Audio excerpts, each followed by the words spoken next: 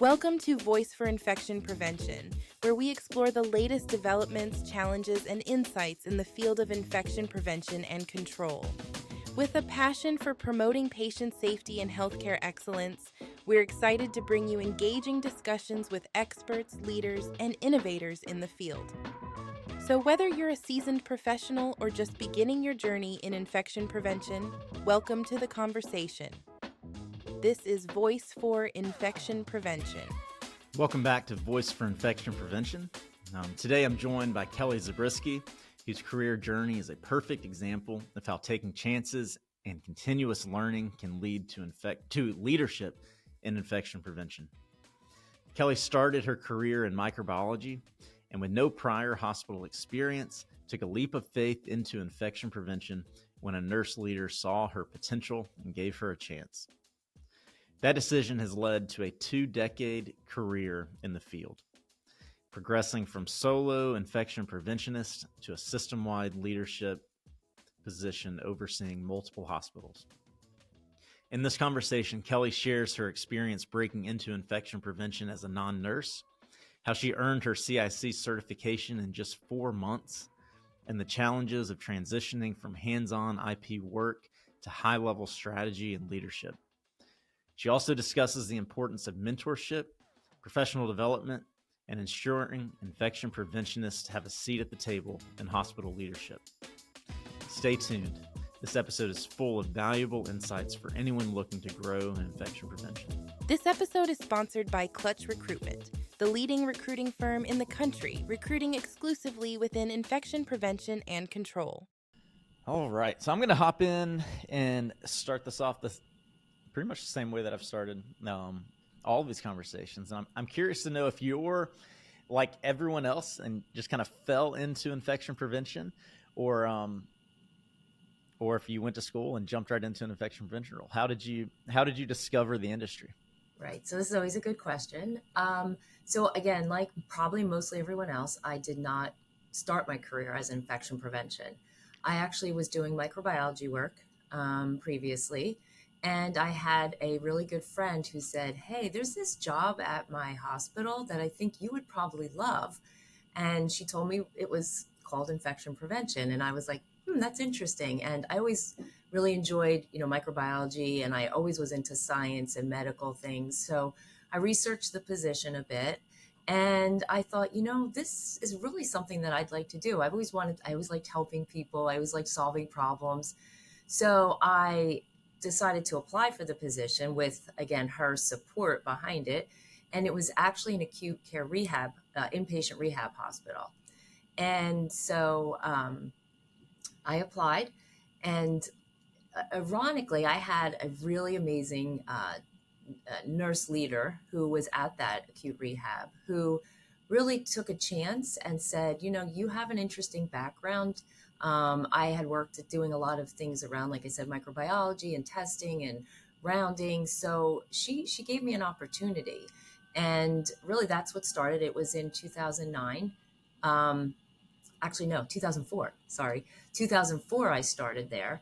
And that's how I got into it, by really a friend suggesting it. And I will never forget my first day kind of being like, wow, this is amazing. I can't believe somebody gave me this opportunity. But it's always, I always look back, and I've thanked her repeatedly about really taking a chance on me without having any really, hospital background, just knowing that I had this background in micro and an understanding of biology and so forth. Okay. Yeah. And something that's kind of caught my attention there. So you're a non-nurse. Right. So you came in, especially 20 years ago, a little bit uncommon for a non-nurse to go into an infection prevention role. But in particular at a rehab hospital in a smaller facility, that's got to be kind of outside the box at that time. Did you feel like you really had to, sell yourself well, or was there any friction coming in with no clinical experience? So I will tell you, yes, this is always a good question, because it was very difficult for me at first. And honestly, at a small hospital, I actually was the director of environmental service and infection prevention. So I came in as a director. I was a solo IP. So I did pretty much everything. And I will tell you that I did a lot of my own learning and education. I did join APIC right away at the local level.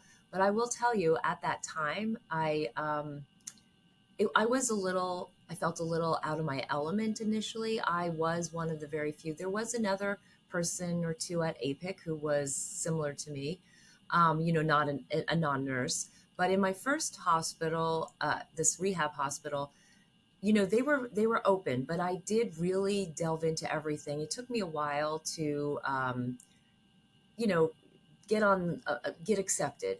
But I will say that that hospital was a little bit more open.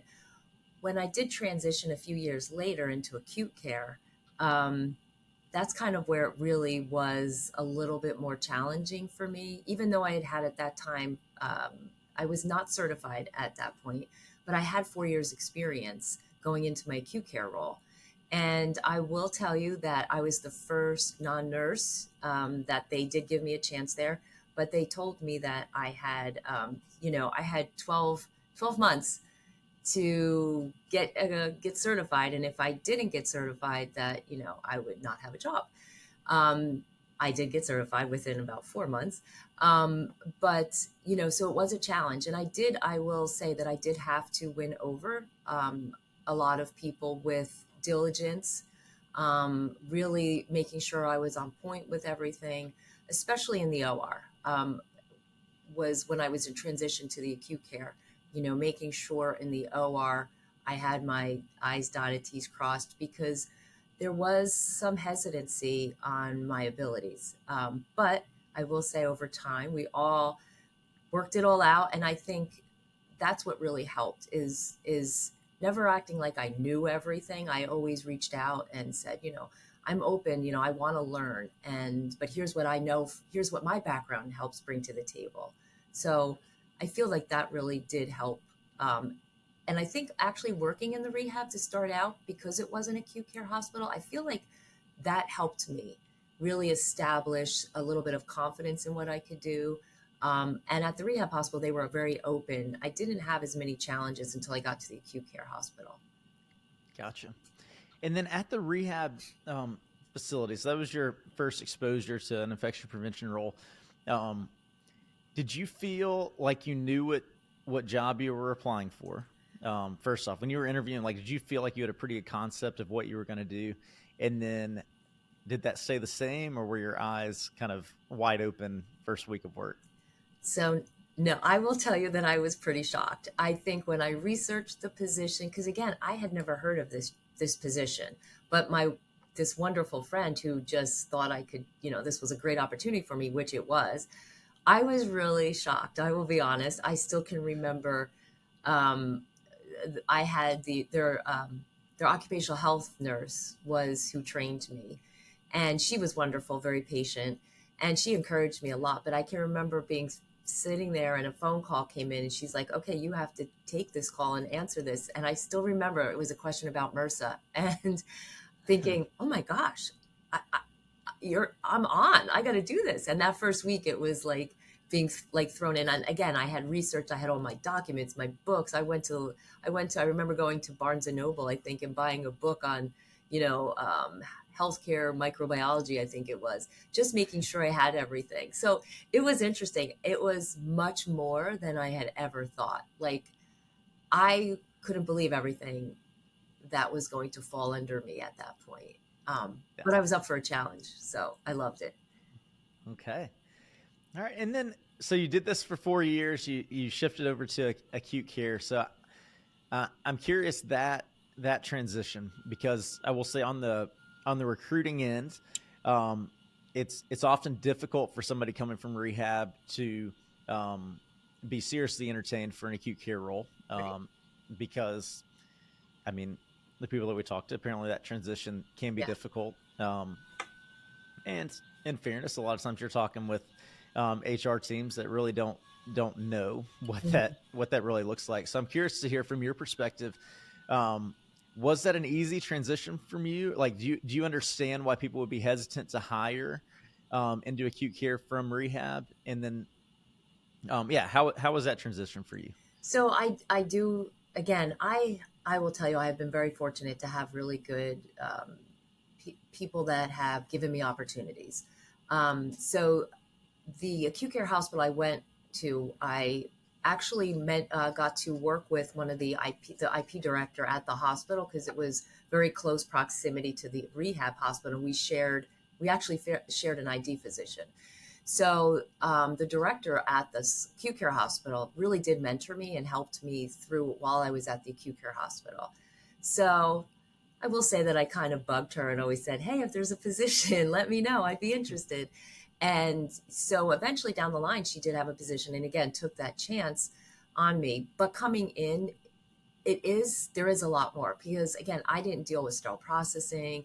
When I was at the rehab hospital, I didn't deal with the OR, very limited devices, limited, again, interactions. Though I was involved in a lot, and again, being in a small place, I did wear multiple hats over those years, and I got to learn a lot. So that is something that's underestimated. If you are at a place where maybe you don't have all these other things, but you learn so many other things that I came to the table with. But I can see the challenges, because there are a lot of things at a rehab hospital you haven't had the opportunity. So what I suggest, I know this also I had a colleague who worked in a behavioral health hospital, who again didn't necessarily get a lot of the same things at an acute care. So when I had gone to the acute care hospital, I invited her kind of in to shadow. So that's something that I wish I had thought a little bit more about, is really doing a little more shadowing for the acute care and saying, hey, help me learn a little bit more about the OR and sterile processing, and maybe even more around central lines, because we had very limited central lines. So I think that's helpful if you're coming from a rehab hospital, to try to reach out and see if you could get somebody who could help shadow you.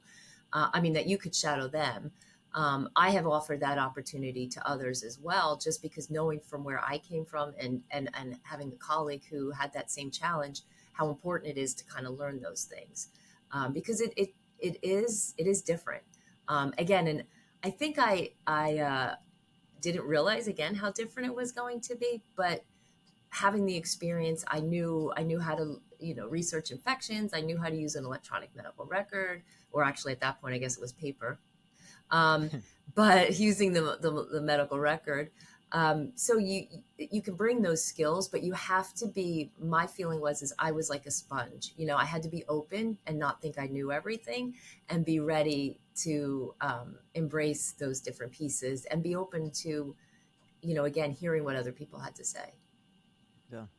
And what was the scope? So how big was that rehab hospital? And then what was how large was the short-term acute care? And then did you have a team around you, or what was that set up?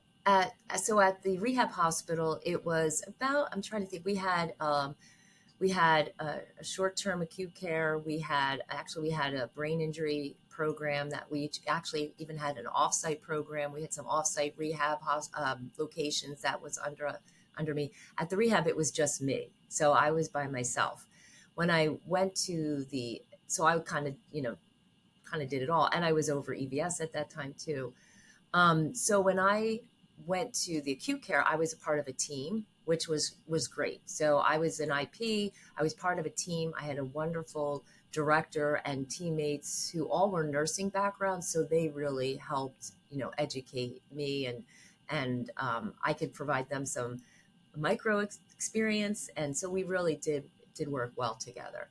So, that was a learning thing for me too, to become a part of a team when I was a single IP. I think back now and I can't believe somebody gave me that opportunity to be a sole IP. But it was wonderful. It really, I learned so much by doing that. So I think one of the things that I try to tell people is, don't be afraid to take an opportunity, as long as you're confident and learning and being open to learning. And I did, like I said, I reached out to APIC, I reached out to colleagues. I tried to see what was ever out there to help me. But I really try to tell people, take a chance, if you really want it, you shouldn't sell yourself short. You can do it. Yeah. Yeah. And tell me, so you had to learn the clinical piece, and I'm sure just that much more amplified when you got into short-term acute care. And it sounds like you had a good support system around you at the larger facility there. But how did you go about learning the clinical piece? You've touched on it a little bit, but I'm curious. Like, obviously, there's going to be a learning curve no matter what background you come in with. But for you, obviously, the clinical piece, I imagine, was the biggest learning Yeah. curve. So how did you learn it, and how would you recommend others go about really picking up that knowledge base that they need? Yeah. So I think what I did is, again, I am just put myself right into researching everything that I could to learn. I did go to a course right away that is offered. It's, if I can say, it was the NICE course in New Jersey, which really was very helpful.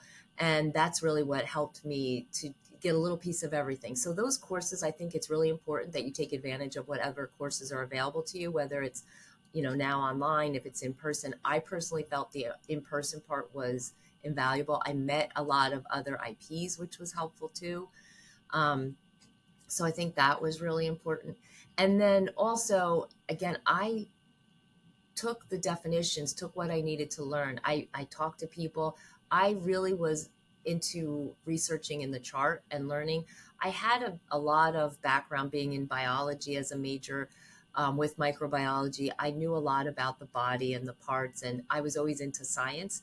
So I had always done a lot of reading articles. I tried to get into reading the journals, and I asked questions. I wasn't afraid to ask questions, but and I think what's really important too is I always said, I'm not, let me research that. Let me get back to you.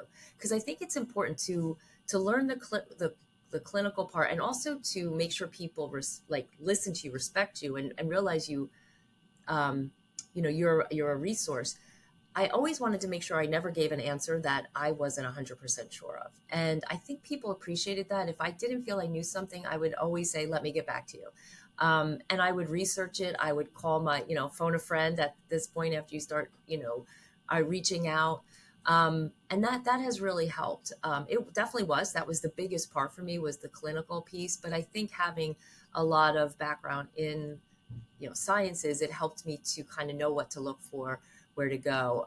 But I researched a lot. I will be honest. I spent a lot of times. I went to the library. I got books, and then I talked to my, the person that was training me. I did have that. I consider her my mentor. At the other hospital who I reached out to.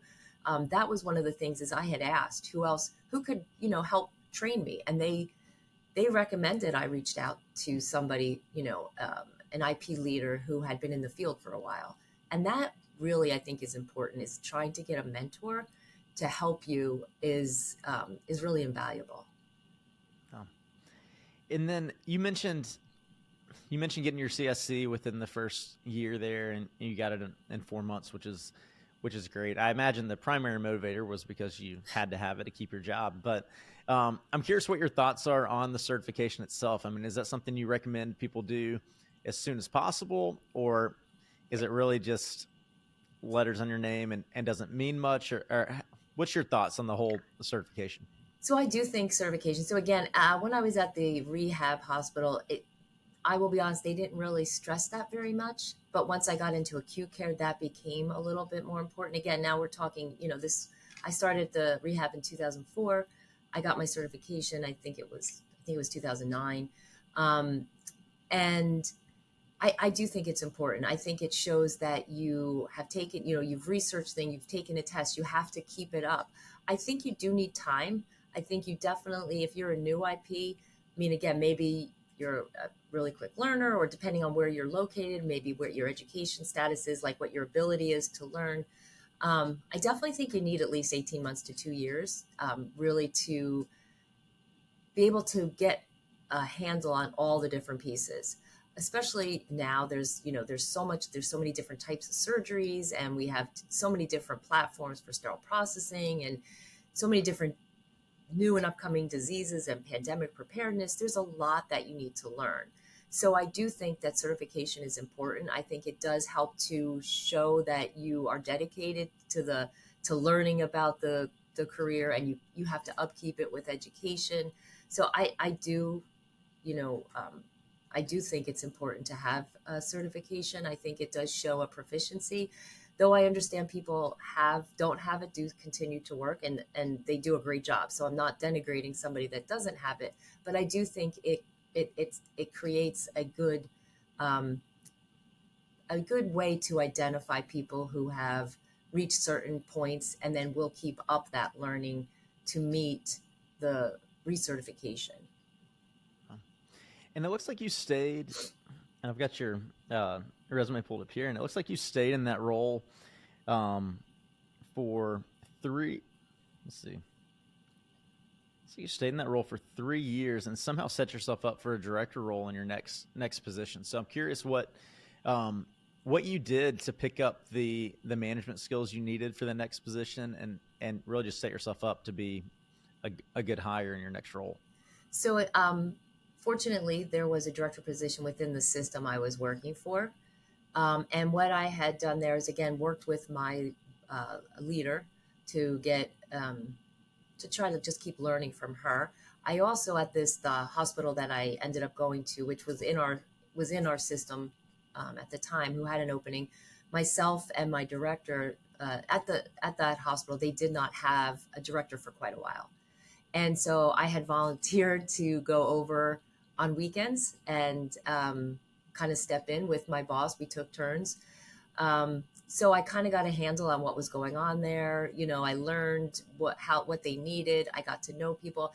And it was for several months that we did that before before I decided, you know, they had a difficulty hiring it. So I had said to my boss at the time, and I kind of said, you know, I'm thinking about taking this. Do you think I'm ready? And she goes, yeah, I think you are. Absolutely. She's like, not that I want you to leave, but I think she thought it would be a great opportunity. And I would still be in the same health system, and we would all still be then colleagues still working together. So, you know, that's really how I did do that. Is I kind of, I had this opportunity to, you know, I don't want to say I volunteered there because I got paid, but, you know, I took the opportunity to go there and learn a little bit about the hospital, let them see what the work I could do. And then again, I've just been fortunate to have opportunities present themselves, and I took advantage of them when they came by. So, and my boss, again, she was very gracious to say, yeah, go, this is something right for you to do.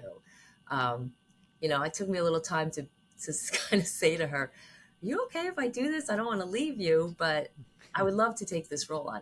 And interestingly enough, it was because it was a smaller, it was about 140 bed hospital. Again, I was a single IP director there. So again, gotcha. I went to like another role where I was running, you know, the department, but I will tell you, it was great. I loved working there. It was awesome. Gotcha. Now, did you, at some point in your career, you went back and got your master's degree, I saw. Yeah. At what point in the timeline was that?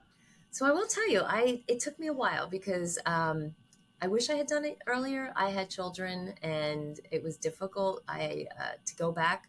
Finally, when I finally had the opportunity, I really just got it a few years ago. I was in my current role. I mean, not current role, but current hospital system. And I realized that I needed a master's. All that time, really, I was doing my jobs. I didn't need the master's, but I realized I wanted to learn a little bit more. I wanted that master's. I felt it was important to continue in my career. And if I wanted to go on, I did feel I needed a master's. I have a non-traditional master's, if you noticed. It's in legal studies. Okay. But at the time, again, I've had a very varied background. In that job where I was the director, I also was asked to become the risk manager. So for a short time, I was in the previous role where I was the single IP director. I was also a risk manager, which I will tell you I loved. Again, I had somebody who mentored me. I did both jobs, and that really sparked my interest for legal. And I wanted to learn more, especially because I was learning so much and involved in so many different things that kind of intertwined even with infection control, around legal 510Ks, around, you know, Joint Commission. How do we get to these places, IFUs? And so I did get a master's in legal studies with a healthcare tract, which I will tell you, after taking this, I think everybody in healthcare should have to take a legal classes to get a real understanding of the impact and about, which we all know if you didn't document, it doesn't happen. But when you learn this and learn about how equipment and um, instruments come into the market and what has to happen or doesn't have to happen around 510Ks and FDA was eye-opening to me, honestly. And it was one of the best things I did. Though it's non-traditional, it really was really interesting. And I'm really glad that I did it. So I try to tell everybody, if you get a chance, take a legal class where you can, because you learn so many things you didn't even realize. And you learn the background to a lot of the things we deal with and how it all comes into play. Okay, no, that's great. So, and I'm looking through here. So you were the director of this hospital of infection prevention and risk management. Did that for several years, and it looks like you went back to a staff level role. So I'm curious as to what motivated that. Was that more personal reasons, or was that something you felt necessary for your career to progress, or what went on there? No, it was actually more for personal reasons. I was moving and I just wanted to take this other role. I also kind of was like, just stepped back a little bit and kind of was reevaluating the direction I wanted to go. I did that for a short time. I was honestly getting remarried, so I was transitioning and wanted to take a job and see where I wanted to be closer to where I was going to be living. So I did that for a short time, and then, was looking to try to get into a different role. I honestly met a really good mentor there while I was there too. So I feel fortunate. It feels like everything that happens, there was somebody there that I had met who really did help me to learn a lot about the direction I wanted to go in, and it was really helpful. So it's interesting. I was there for a short time, but came out with a really good mentor. Good. Yeah. And it looks like it didn't take you long at all, but you used that position to propel yourself up to another director role for another several years. And I think that's at your current health system. So what happened there? I mean, was it difficult to explain that step back? Was it difficult to, I guess, what did that interview process look like? Yeah, actually, it really wasn't.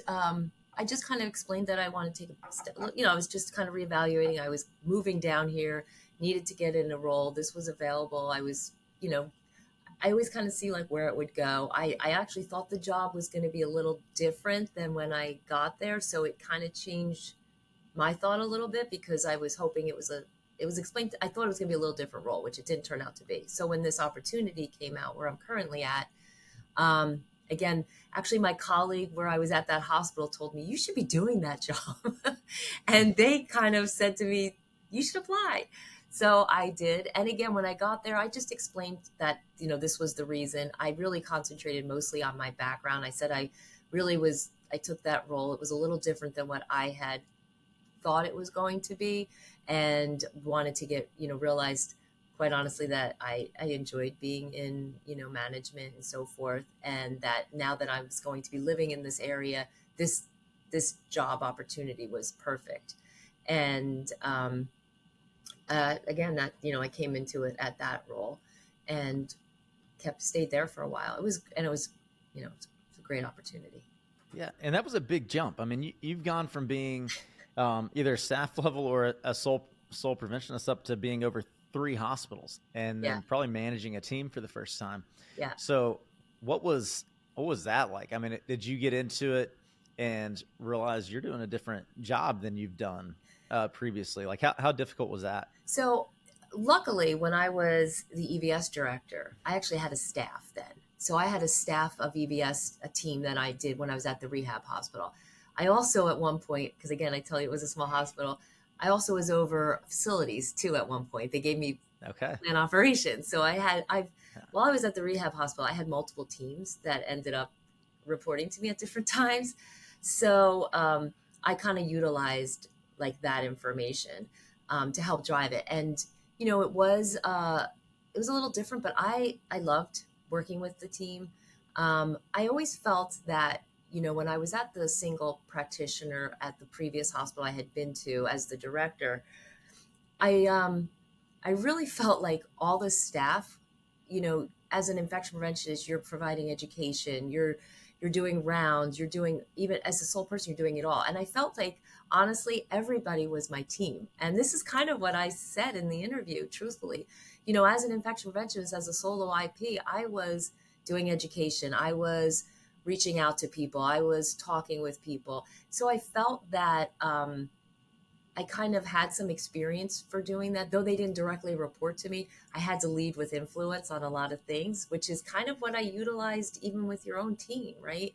So when I came in, it was a little bit of a challenge, a difference, but it really was great. I had an awesome team, a diverse team with different backgrounds, different experience. So it was a wonderful group to come into. They were very open to me. So it really went very well. But I really think that was important, is how I explained that piece, and utilizing that, even though it was several years ago, I had led, a couple different teams, though they weren't infection preventionists. Yeah. And then you were in that role and then got promoted again to be over the whole system. So, I mean, now you're talking close to 20 hospitals. Was that a big change? Yeah. I mean, it seems like you kind of took everything in stride to this point, but how big of a learning curve was that? So I will tell you, just to know, I took the position was posted in the end in December of 2019. I interviewed, I got the job in January of 2020 or February of 2020. And wow. So I got the job and was thrown into COVID as a system leader and as a director of my hospital, because they hadn't even had time to post the position. So I was actually doing both roles for quite a while during the height of COVID.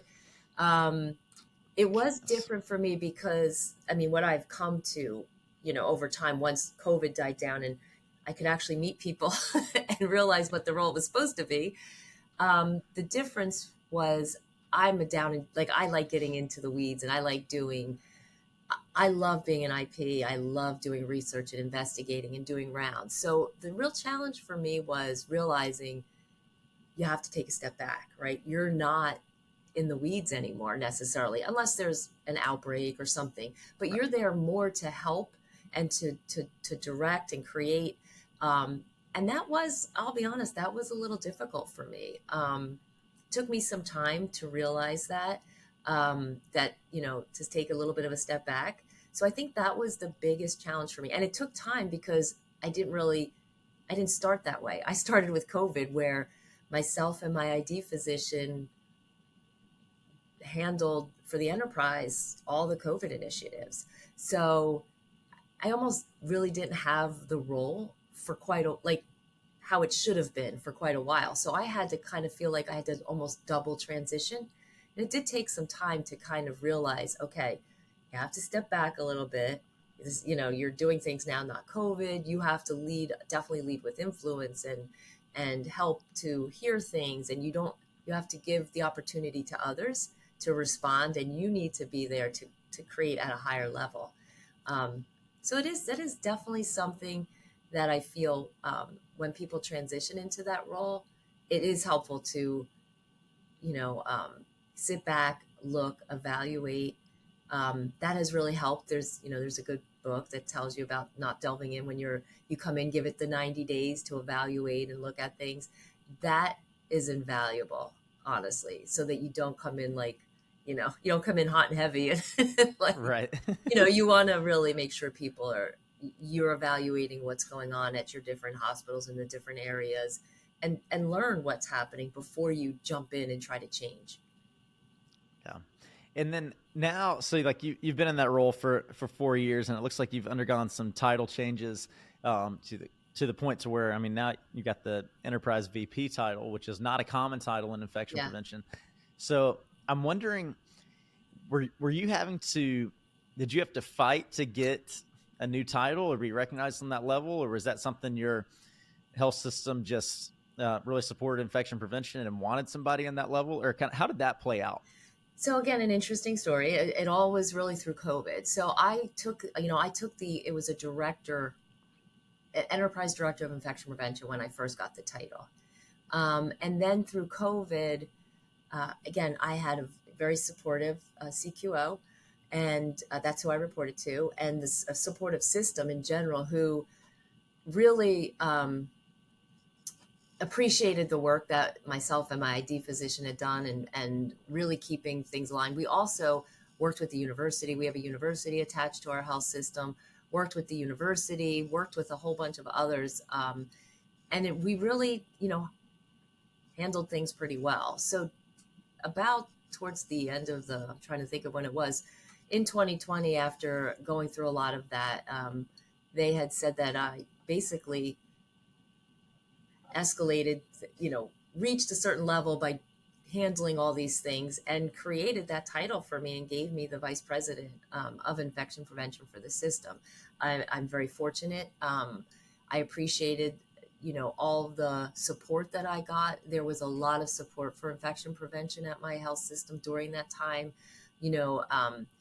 Supply chain, was an amazing partner. Nursing, everybody, really, we all worked together. And, they said, I don't like talking like this, but they basically said, you did a pretty good job, and we would like to escalate you to that level because you've shown that you can work with the system and you can oversee these things, and you worked with others. So I've just felt very fortunate in all the opportunities that I've been provided. I will say, I think the university has also appreciated and gave me an honorary doctorate from the university for the work that I helped with the system through COVID. So I think that probably also helped maybe escalate a little bit the role of VP. Again, I just feel that I've just been very fortunate in having, really great opportunities. And I think the important part is always don't ever feel afraid to try. I feel that that's an important message. I saw the system director job that was posted in whatever that was. I think it was posted in November of 2019, and I thought, why not try? Right. So I feel like you have to try, and then just realize when you get into a role, you do what is needed, but you make it your own, and you just strive at doing the best you can. So I won't take lightly that I've had really great supportive people and mentors in my life that have really helped. No, that's tremendous. And hopefully we'll see more titles like that across the country. I think we do. I think it is a title, right? That's what I try to say. I mean, there's other people who don't have that title, but they're doing the same thing, right? I do think we need to realize that infection prevention needs to have that system level, that importance where you're at the table, where you're at the executive leadership committee meetings, because we do have such an important role to play in so many different areas. And I think I'm hoping that they're seeing that this is important, whether it's a pandemic, whether it's, your sterile processing needs, how we interact with making sure construction gets done, our linen initiatives, right? All these things, we have so many different pieces that we need to have a seat at the table to make sure that our voices are heard. And I hope, again, whatever the title is, it shouldn't matter. We should still be there. Yeah, no, that's good. And I've noticed too, like you obviously had a bunch of kind of I call it extracurricular things going on. I mean, you've had your hand in a ton of publications. You've done different things. So when did you start doing that? And then has that really helped you? Is that just something that was just a personal, you like to challenge yourself and be involved in things? Or no, I when did you start doing this stuff? Yeah, I think, sorry, I didn't mean to interrupt you. I think early on, once I got into the acute care, and I really started doing like abstracts and getting the team involved. Like I remember, we were all very excited about like, let's do this, let's put these in. We're doing great work. So I would say starting back in 2000, whatever that was, I can't remember the exact date, but 2010 or we started writing up our abstracts and just submitting them to APIC. We even did them with the one health system I worked. They did I love this idea. I love this idea so much. They did a quality fair, and every department was able to put in an abstract. And then they had their administration for the enterprise come out and evaluate them at each of the hospitals. And then if you got picked a top 3, you would go to like a final. And it was such a good idea. And that's what I think really started, our interest in saying we should do this and let's submit it to, somewhere else. So I've taken that to like everywhere I've worked and try to get everybody involved in that, because I think that that's really important to make sure that, that you have that learning and people see what you do, and you learn to speak in front of people too, even if you're doing the abstracts, right? If you're at APIC or you're at another conference, people are coming and you learn how to talk about what you do and learn from other people as well. So I think that that's really what's important. And even now I try to tell everybody to get involved. If it's not in a local chapter meeting, APIC or IDSA or SHE or any of these other opportunities, or even within your own hospital, if they have opportunities, try to present something, an abstract, a paper, just getting involved in other types of committees helps you to grow and learn how to present or speak to others and not feel a little more confident about that. So I love doing those things. I think it's great when I always get bummed when I see it's not been approved. I'm like, oh. So I always try to submit something to some place, and I try to promote that. I'm always asking, my team members to think about it and try, because you never know, what it can mean. Yeah, no, that's great. And you've got a large team now. You've got a bunch of people that kind of report up to you, either directly or indirectly. So you've had your hand in hiring. I'm curious your philosophy when it comes to hiring an IP. Do you have a particular background that you look for? I guess another way to phrase it, what would be your ideal team makeup? I mean, are you looking for a bunch of people with the same background, different backgrounds? Do you have ones that you prefer? Just what's your overall philosophy when it comes to building a department? Yeah. So I think the most important thing to me is to have a diverse background, individuals who've come, if possible, right? If we can make up what we can get, would love to have different people with public health, in fact, microbiology, nursing, really, the lab is helpful. Different people with different backgrounds is very helpful because everybody brings to the table something else, right? Of course, if somebody comes out with an epidemiology degree, that's great. We're starting to see that more. Again, years ago, nobody really came out with those degrees. Now we're starting to see that more. So people coming in with some of that is helpful because they have that experience. I prefer, if possible, to have a diverse background. Again, depends on what people apply, but it is very helpful to get that type of a background. I think it's always nice to have people with some experience, some people with more experience. I like to have, that whole system because everybody does give a little bit. We've had some different people. I love what I think is an amazing person to include is like somebody who has sterile processing background or high level disinfection. I think one of my most favorite things, not that she was on my team, but I found she was a sterile processing person who we had chatted about going back to school and finishing her degree to become an IP because she had that desire. And one I think my favorite things is at an APIC meeting, our local chapter meeting, finding her there. And I was like, oh my gosh, you did it. That's awesome. So I think that's really cool to see that kind of thing. So again, as much as you can be diverse in what people do career-wise, I think is awesome because it helps make your team,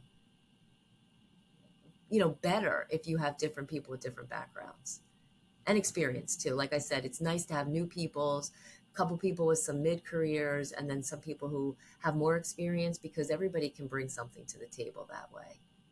Yeah, no, it's great. And I know you've set in on who knows how many interviews for this stuff.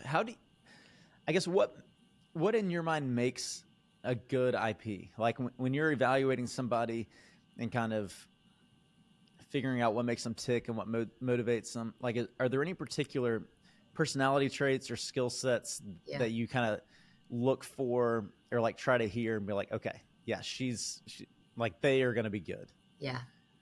So there's a couple things. So one thing I will say is that when I have interviewed a lot of people, and some people who, I try to tell people it's really important. So they say somebody comes in there, and I've had people ask me like how to get in that. One of the things I say, if you don't have experience, try to go online and ask to shadow somebody. Like if you know somebody, if you work in a different department, right? Shadow them to get an idea of what an IP does, right? Or take some classes. So something that I find, which I think is very helpful. If I see someone, obviously if they have experience, that always helps. But if someone's coming in with no experience, especially, I look for somebody, because I love to give people an opportunity. But I really love somebody who has an interest, who understands what IP does, and has a desire and really wants to do this and shows an excitement. Because I think sometimes, like, to really, what I have found is for people to really want this career, to understand it, and to want to likes to do different things, right? I think it's important that you can't want to sit at a desk all the time. You need to realize you might be out looking at a leak. You might need to be doing some education. You might need to, oh, there's an outbreak. So you have to be able to multitask. You have to want to be able to do different things different days. I mean, that's what I've always loved about the career, is that every day I come in, it could be something different, right? Knowing the things that I've had to deal with, like I said, we had a water main break, or there's a leak, or a ceiling tile is coming down, or there's construction, or, a washer is down, a disinfector, and now what do we do? Or, you have to deal with rounds today in education, and you have to be willing to do a little, and then you have to do surveillance, of course, and infections and all that. But you have to be able to say, and I look for somebody who has an interest and can and is happy to do different things. And I think that's important. I think, in my opinion, people that have been really successful, again, this is my opinion, are happy to do those different things and want to do them. You have to be a little bit of a investigator, right? When you're researching infections, or, gee, why did we have this outbreak, or what's happening? You need to be able to do those different things. So I love seeing somebody who comes in with that passion, and it seems excited about the job and wants to learn more. And even somebody experienced, I like to see to them, like, tell me, what's your favorite thing about infection prevention? If you're already there, what's your biggest challenge? How did you handle those challenges? And if you're new, I like to always ask somebody who is new, I always say to me, what do you think infection prevention does? Because I think that's important. I think it's good to hear that. So. No, absolutely. Okay. And we're coming up on time. So I do want to give you a chance, just, the typical listener here, but do you have any wisdom to share, any insight or encouragement, just to provide people that are either investigating or infection prevention or looking to grow? Just anything that you would share with them. So I think, again, that the biggest thing is if you really want to do the career, or you want to move up, don't let anybody tell you can't do it, right? Make sure you try it, take a chance. Don't be afraid to try. And I feel it's really important, is if you want it, you can do it. You can. You just have to be willing to learn, maybe branch out a little bit, but always take that chance. I think, again, and don't be afraid to reach out to people, to ask questions, to mentor, take a course, take these things when they're offered. I think that's the most important thing. Like, I feel like what I try to tell everybody is, take a chance. If it's what you want to do, try it, because you never really do know. And look for opportunities. Don't be afraid. If there's an opportunity that presents itself, take that chance, because again, that's how you grow, is by taking these chances and learning and reaching out. And I think it's wonderful when somebody wants to try something different. I know I feel that way. I feel like if any of the people that report to me, they see an opportunity and they want to take it, they should, because that's how they get better. And take courses, reach out, join local chapters, learn these different things. So. Excellent. Thank you for joining us on this episode of Voice for Infection Prevention. We hope you found our discussions informative and insightful. Remember to subscribe to our podcast for more conversations with experts in the field, and don't forget to leave us a review to let us know what you think. For additional resources and to stay updated on the latest news in infection prevention, visit our website at voiceforip.com. Thank you again for listening. Until next time, stay safe and continue your commitment to excellence in infection prevention.